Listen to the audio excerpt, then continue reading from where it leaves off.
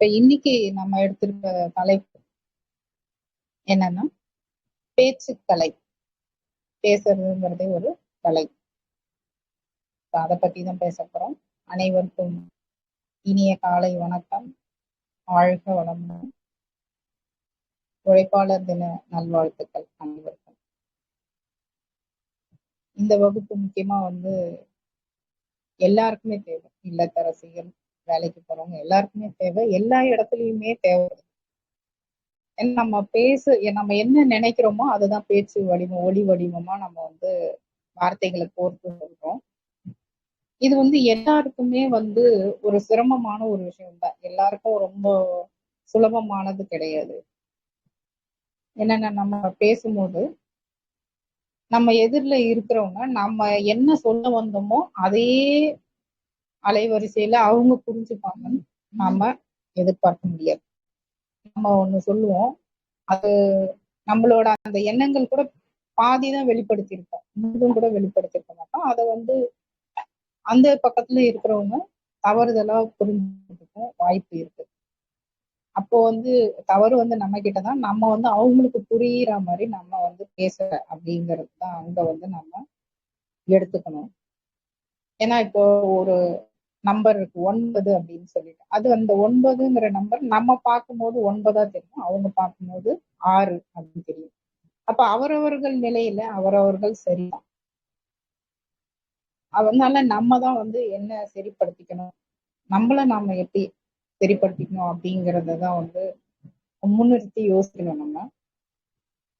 இப்ப இந்த பேச்சு கலை என்ன, ஓவிய கலை இருக்கு, ஓவியம் கலை, நடனம் ஒரு கலை, கவிதை எழுதுறது ஒரு கலை, கதை எழுதுறது ஒரு கலை, பேசுறது ஒரு கலையா அப்படின்னு ஒரு கேள்வி வரும். நிச்சயமாக அது ஒரு கலை. டாக்கிங் இஸ் அன் ஆர்ட் அப்படின்னு சொல்லுவாங்க. ART.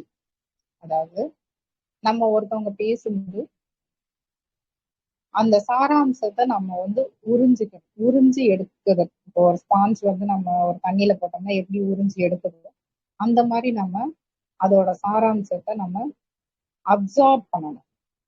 A for absorb.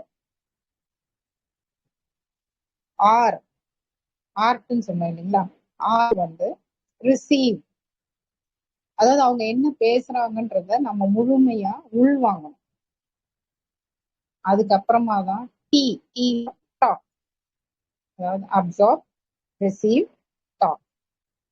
நம்ம ஒருத்தவங்க பேசும்போது அவங்க என்ன பேசுறாங்கன்றத முழுமையா உள்வாங்கி அதுக்கப்புறமா நம்ம பேசும்போதுதான் அது சரியான ஒரு பேச்சாக இருக்கும்.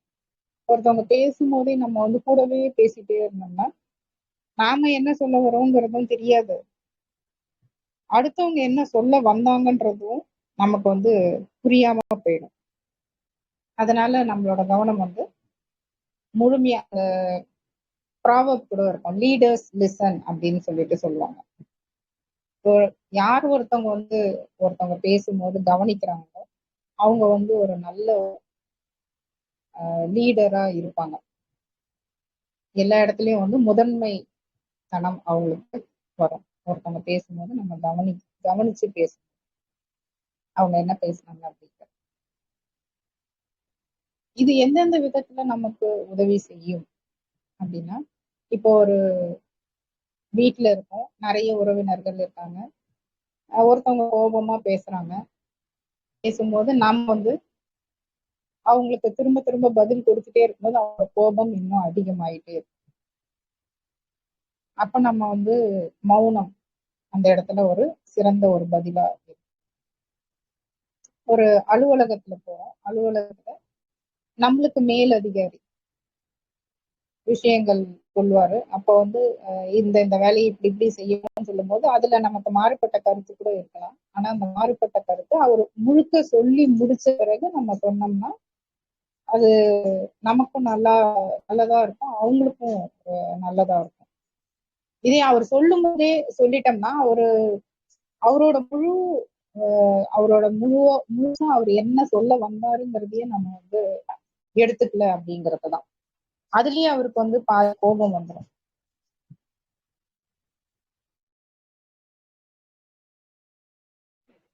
மன்னிக்கவும்.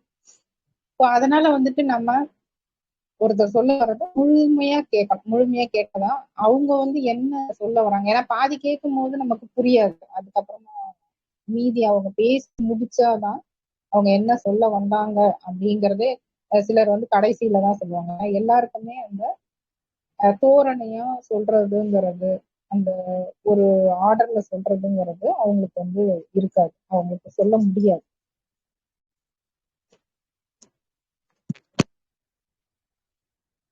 அதனால முழுமையா கேட்கணும் நம்ம. இது சம்பந்தமா இன்னொரு ஒரு பகுதியும் நான் பேச இருக்கேன். இன்னைக்கு வந்து இதோட நான் வந்து நிறைவு செய்துக்கிறேன். உங்களோட பகிர்தல் என்ன அப்படிங்கிறத நீங்க பகிரலாம்.